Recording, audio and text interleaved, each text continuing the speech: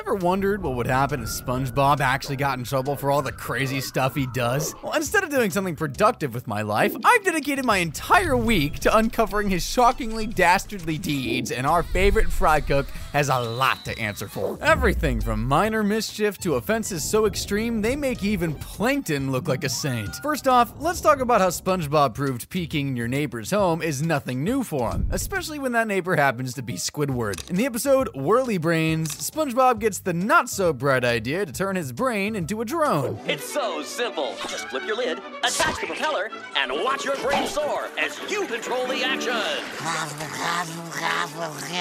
While some people might dislodge their brains and pilot it around for other more useful purposes, Hey, Patrick, I know who we can spy on. SpongeBob uses it for spying on his neighbor Squidward while he's taking a bath in his home. Ah, the sanctity of my bathroom. The only place in the world where I can let it all hang out. Ah. And of course, accompanied by his best pal, Patrick. Now, this is some serious invasion of privacy, and you don't need me telling you that. Knowing Squidward, we know that he didn't like that at all. This kind of behavior simply won't fly in a civilized society, and SpongeBob spying could cost him up to $1,000 in fines and the confiscation of his brain drone, which would suck for SpongeBob. I don't know if taking away Patrick's brain would affect him all that much, though. Now, we all know that litter bugs aren't welcome in Bikini Bottom, but just because littering is a serious crime in the town doesn't mean that our yellow sponge friend won't be committing them, obviously. I mean, we already know this guy doesn't care about the law, so while driving around with Patrick, he litters like it's the most natural thing in the world. A hot pursuit for littering? That's a first. This is why I joined the force. It's the police! Pull it over, litterbug. Litterbug? No! Well, you at least gotta hand it to SpongeBob for being a loyal friend. He tries to cover up for Patrick's expired license and even confesses his litterbug tendencies to the judge. Wait!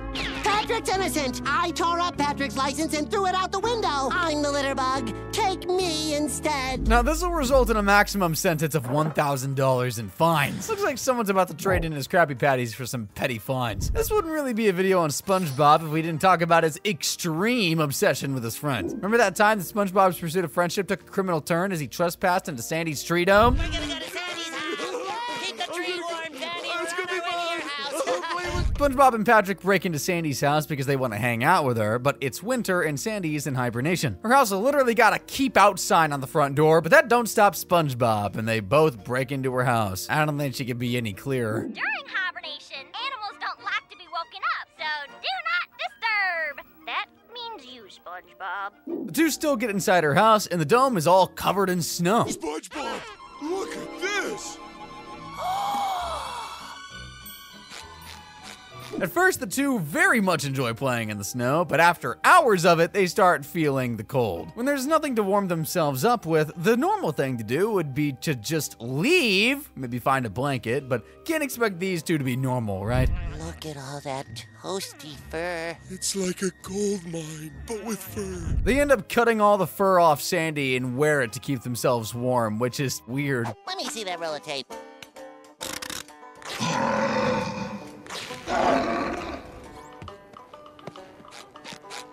This unauthorized entry and fur shaving frenzy would result in a sentence of another $1,000 in fines and also 30 days in jail this time. Safe to say that they'll be learning a quite hard lesson about respecting private property and squirrels. If you're feeling insecure about your appearance, SpongeBob really might not be the best person to consult with. Remember that time you convinced Patrick to get a nose? If you're so concerned about not having a nose, why don't you just get a new one stitched onto your face? I can do that? Patrick goes ahead with the surgery and...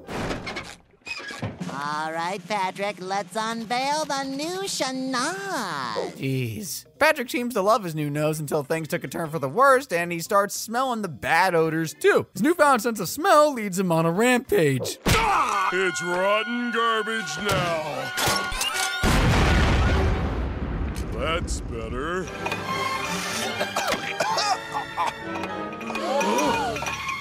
This air freshener should finish the job. Maybe goes a bit too far and gets hell-bent on destroying all the bad smells of the world. It gets to the point where the gang has a meeting about what to do with Patrick's nose, since he's going about disrupting anything that smells bad to him. And SpongeBob comes up with this idea. It's the new nose that has betrayed us. My Grandma Squarepants always says, punish the nose, not the man. Going to need something beyond foul. A stench that will blow the socks off his fungus-infested socks. Because that's how every best friend treats his friend, right? And what does this giant ball of filth end up doing? It causes poor Patrick's nose to shrivel up and just disintegrate, making SpongeBob feel bad, but pretty late to the party now, isn't it?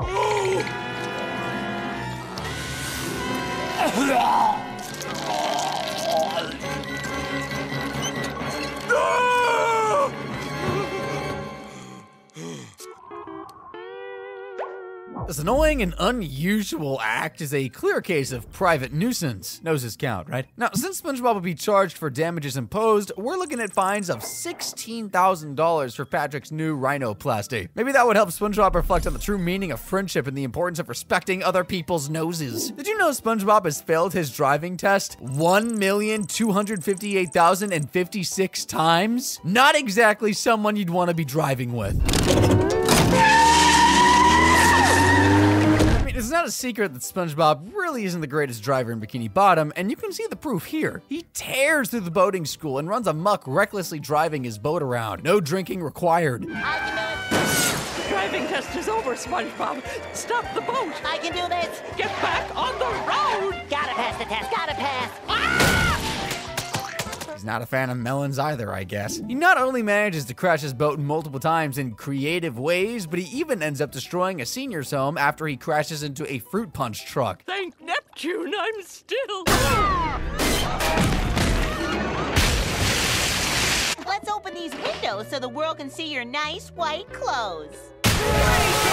SpongeBob's destructive joyride would land him in hot water with the authorities, and for his reckless driving, he'll be facing a sentence of $1,000 in fines and 1 year in Bikini Bottom's jail. I think it's time to revoke the Sponge's driving privileges for good. SpongeBob's misguided attempts to help Mrs. Puff take a dark turn in the episode Doing Time. After accidentally landing his driving instructor in jail, SpongeBob's concern morphs into an obsessive campaign of stalking and harassment. Failing to get arrested alongside Mrs. Puff, SpongeBob and Patrick resort to some pretty intrusive methods. Come on, Mrs. Puff. It's you.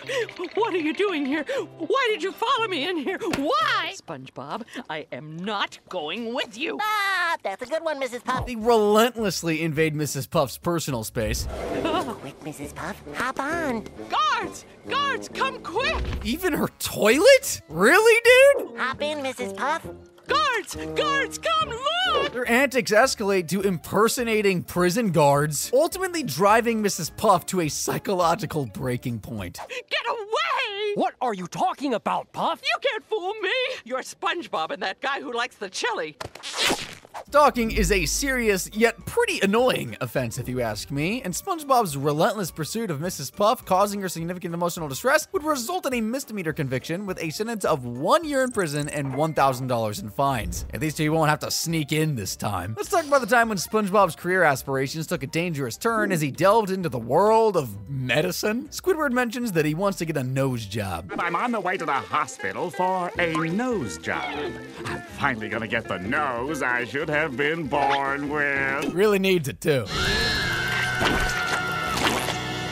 Well, maybe a little work wouldn't hurt. SpongeBob decides to accompany him to the hospital, and after getting sick of SpongeBob trying to help him, Squidward suggests, If you want to help so badly, why don't you just go volunteer to be a candy striper? There's plenty of other people in the hospital you could torture. after changing into a candy striper suit, SpongeBob pulls the candy stripes out, making a suit look just like a doctor's scrubs. And somehow the doctors at the hospital end up mistaking him for a real doctor and tell him to come along and help them. Well, of course, SpongeBob was not going to say no to that. After he has successfully helped and fooled the entire staff, they allow him to perform surgery. And entering the surgery room, the patient ends up being none other than, you guessed it, Squidward. Oh boy, start surgery, and on my first day, too. SpongeBob, no! What are you doing here? SpongeBob operates on Squidward trying on different noses, but he doesn't like any of them. Rightfully so, if you ask me. He ends up changing Squidward's nose back to normal, and Squidward is very happy and content with that until... Well, I did have to use a few of your other body parts to resculpt it. He gets his nose back, but at the cost of his other body part. SpongeBob proceeds to leave the hospital, dropping this bombshell on them. No! Look at the time. I have to go to work. You're at work. Nah, I'm just a fry cook. But it was fun playing with you guys. Bye! SpongeBob's illegal surgery could land him in serious trouble with the authorities. Facing charges for practicing medicine without a license, he could be fined of up to $11,000 and sentenced to 4 years in jail. SpongeBob's entrepreneurial spirit sometimes leads him down a slippery slope. A very illegal slippery slope. In the episode Chocolate with Nuts, he and Patrick dive headfirst into the world of false advertising. At first, they try to make an honest living selling candy bars. A chocolate bar? That's a great idea, Pat. We'll be traveling chocolate bar salesmen. Fancy living? Here we come. But with zero sales and empty pockets, they fall victim to a con man. It's a candy bar bag, you knucklehead. It's specially designed to cradle each candy bar in velvet-lined comfort. They end up straight up lying just to make some money, or in SpongeBob's words, stretch the truth. Well, maybe if they didn't stretch the truth, they wouldn't sell as many. That's it, Patrick. We've got to stretch the truth. By making outrageously false claims about their chocolate bars, like curing illnesses and making hair grow, they mislead customers with the intent to make a sale. Deceptive trade practices like SpongeBob's could land him with a whopping $40,000 in fines. I don't think he can pay this off by just selling candy bars, even if he does do it the right way. We're all aware of Mr. Krabs' and SpongeBob's desperate obsession with a secret formula. That obsession ends up getting the better of SpongeBob, since in the episode Call the Cops, he ends up impersonating a police officer. See, it all starts with, and stop me if you've heard this one before, Plankton getting arrested trying to steal the secret formula from the Krusty Krab, which causes the police officer who arrests him to confiscate said secret formula as evidence. Let the law handle this. Yes, officer. And I'll be taking this. Wait, that's me secret formula.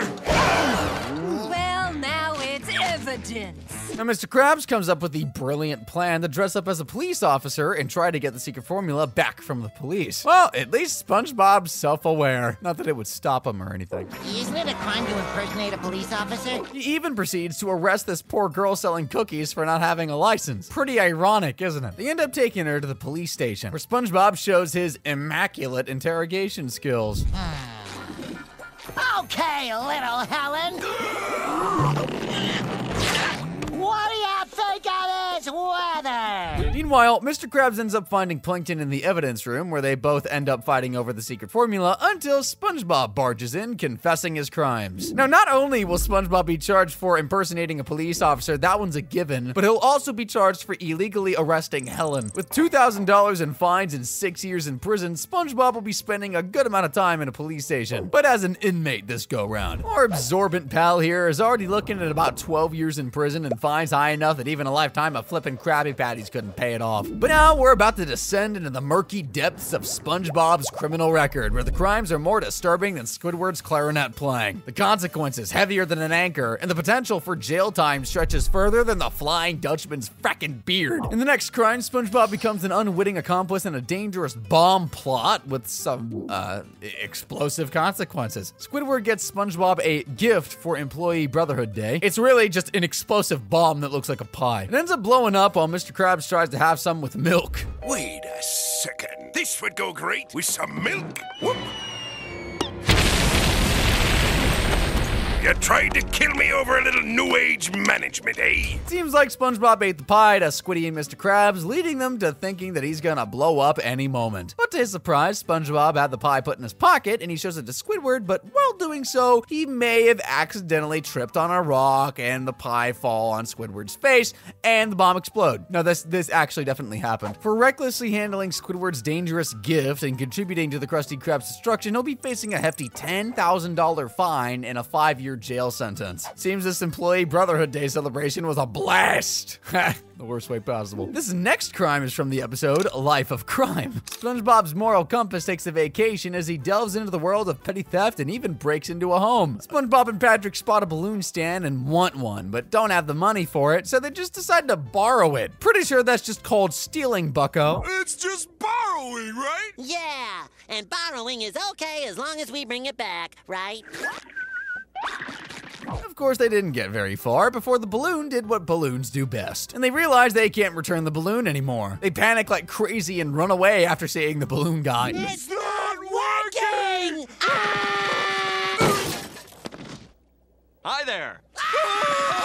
And finally end up confessing to the police about their crimes. Only for them to find out that it's actually National Free Balloon Day. If you can't do the time, don't do the crime.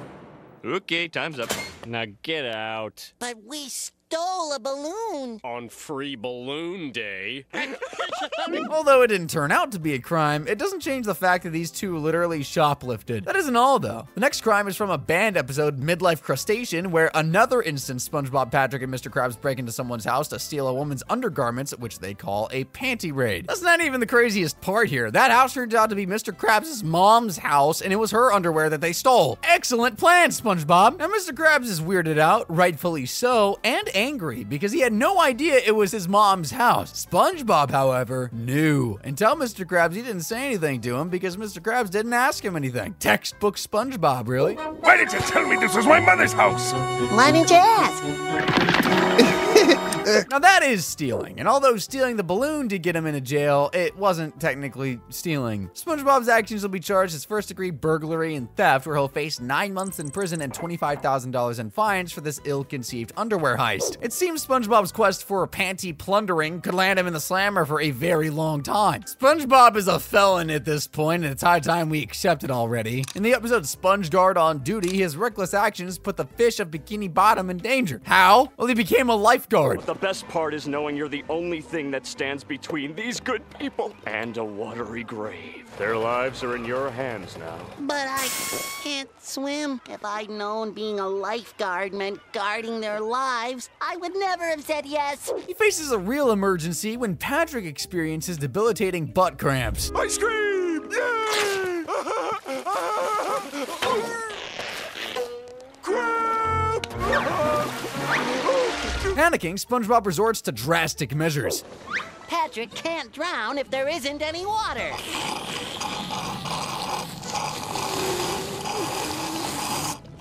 Now, even though SpongeBob intended to save a life, under the Rivers and Harbors Act, illegally altering the condition of any navigatable water, which could include draining a lake without proper permits, would result in a civil penalty of $100,000 and 30 days in prison. Think of a top 10 list of the last places you want SpongeBob to be, and a rocket ship would probably be in the top 3. In the episode Sandy's Rocket, SpongeBob and Patrick end up crashing her rocket ship in Bikini Bottom, thinking that they've landed on the moon. The fact that their instinct was to just start kidnapping everyone in Bikini Bottom tells us everything that we need to know about these two. Don't go near him, Patrick. Can't you see this is all a trick? The aliens are projecting our memories onto the environment. So you mean to say they've taken what we thought we think and make us think we thought our thoughts we've been thinking our thoughts we think we thought? I think. But I'm not going to fall for it. These two idiots end up kidnapping everyone because they believe they're all aliens.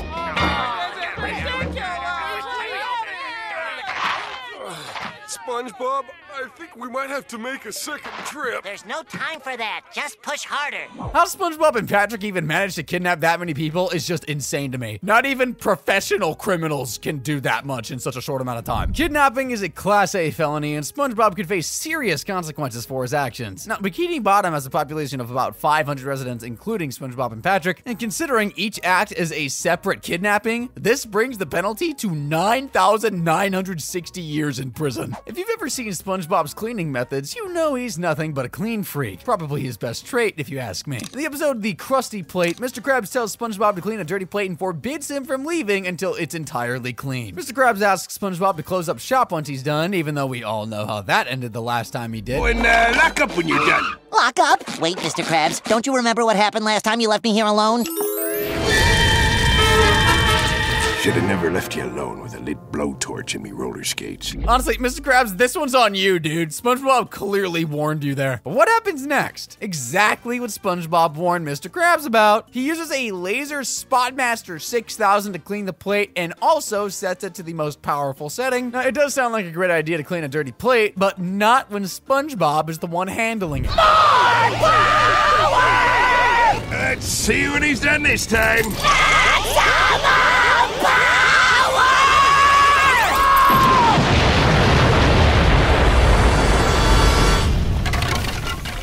intentionally causing the Krusty Krab to explode using a laser could land SpongeBob with a grueling sentence of 20 years in prison. Maybe Mr. Krabs could have listened to SpongeBob after all. Remember that time the Krusty Krab got visited by Mr. Krabs' worst nightmare? A health inspector. In that episode, SpongeBob's culinary creations take a sinister turn as he and Mr. Krabs cook up a nasty patty. At first, everything's going well. Mr. Krabs even tells SpongeBob to feed the health inspector everything on the menu. For free, too. That's pretty big coming from someone like Mr. Krabs, you know? But then everything goes downhill when Mr. Krabs sees the news on TV that apparently a fake health inspector's going around. For a special news bulletin, be on the lookout for a man who's been passing himself off as a health inspector in order to obtain free food.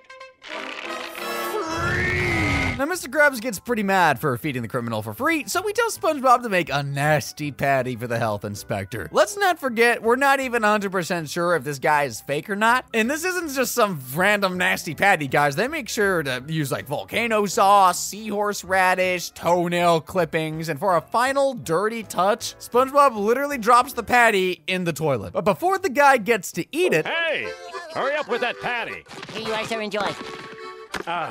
Come to Papa. Eventually, they find out he wasn't fake after all. But SpongeBob thinks that this happened because of the patty that he and Mr. Krabs made. And at first, they start to blame each other, but then decide that they just gotta do something about this. And the best thing to do in this situation would be to check if he's actually dead or not first. But no, instead of doing that, SpongeBob and Mr. Krabs actually take the body to bury it at the top of a hill. Very intelligent! This should be far enough. Now get digging. Yes, sir. There's a big rock in the way. Well, toss it out and get back to digging. Where am I? The deed is done. The two have buried the body. But then the police show up and they panic. However, the police are just there to escort them back to the Krusty Krab, so we chill. They're lucky the police sure do love those Krabby Patties. But things take a turn when rain brings the body downhill. Mr. Krabs tells SpongeBob to hide in the trunk of the police car because obviously no better place to hide a body than the trunk of a police car. Ooh, is that steam I see coming out of your ears? Oh, that brain is working in overdrive. Put him in the trunk, boy. I'll keep them cops busy. What's the holdup back there? The boys will. Wait. Now the two are panicking big time. They get back to the Krusty Krab and hide the body in the freezer, and I've got no idea what these two are even doing at this point. The Krusty Krab, the police officer, asks for soda with ice, but instead, Mr. Krabs just panics and stands in front of the freezer saying that there is no ice. The officer insists on opening the freezer, and that's when Mr. Krabs and SpongeBob start blaming each other for the murder. SpongeBob and Mr. Krabs confess that they committed a murder and hid the body in the freezer. We killed the health inspector, then stuffed his body in the freezer. However, to their surprise, the freezer's actually empty and the body's gone. A while later, the health inspector returns to the Krusty Krab and tells the two that they passed inspection. What? Now, all that may have been a bit too chaotic and not entirely everything was SpongeBob's fault, but this incident would land him with charges of food tampering, attempted murder, and obstruction of justice. These serious offenses would result in a cumulative prison sentence of at least 70 years or life imprisonment. It's clear by now that SpongeBob's destructive tendencies aren't something to be taken lightly, but they reach a new low as he commits manslaughter multiple times. Having bad breath isn't a crime in and of itself, but SpongeBob sure ends up making it one. In the episode Something Smells, SpongeBob is out of sundaes, so he decides to make his own nasty version of one. Ketchup. Onions.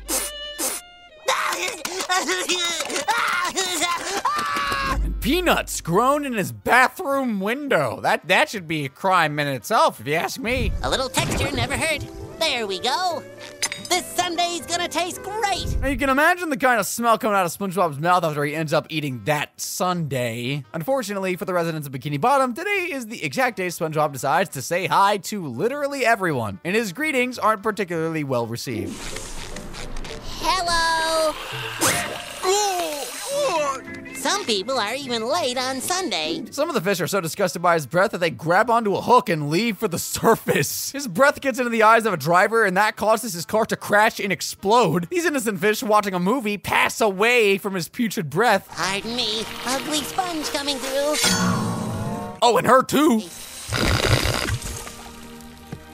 Not only that, but he even ends up vacating the entire movie theater with how bad his breath stinks. Although his recklessness wasn't intentional, not only does SpongeBob cause a public nuisance, but he injured and ended up killing multiple times with his smelly spree. Take a note of all the fish that he's injured or killed. SpongeBob will be facing multiple charges of manslaughter for his bad breath, a sentence I never thought I'd ever have to say in my entire life, where he'll be looking at about a sentence of 32 years in prison. Now, falling in love isn't a crime in and of itself, but murdering for love certainly is. And that's exactly what SpongeBob is guilty of in the episode To Love a Patty. SpongeBob makes a bunch of Krabby Patties, which he claims are the best he's ever seen, but one in particular stands out for him, and he ends up falling in love and naming her Patty. Such perfection, from your little lettuce hair to your rosy ketchup cheeks, may I call you Patty?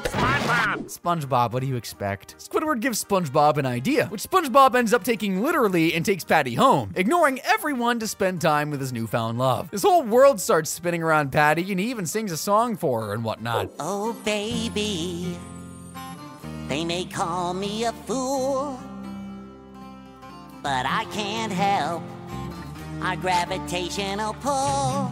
Our boy was seriously down bad for a burger. So when at the Valentine's Day Carnival, some clams try to eat the patty, yeah, our yellow friend can't stand that. And that's when the demon inside SpongeBob is released. He uses karate to murder 21 clams just to save his patty. Okay, I get it. He's a fool in love, but to kill 21 clams just for a burger is insane. Considering every clam as a living entity, this carnage, if even fueled by love for a Krabby Patty, would still result in multiple murder charges, which is typically life imprisonment with parole after 420 years, if he's lucky. Do I even need to mention the fines? Like, we all know it's gotta be over $1 million, and it is. There's also the possibility of solitary confinement thrown in there. SpongeBob might regret not simply sharing his beloved patty with the hungry clams. With all of that combined, SpongeBob is looking at a staggering $1.2 million in fines and a whopping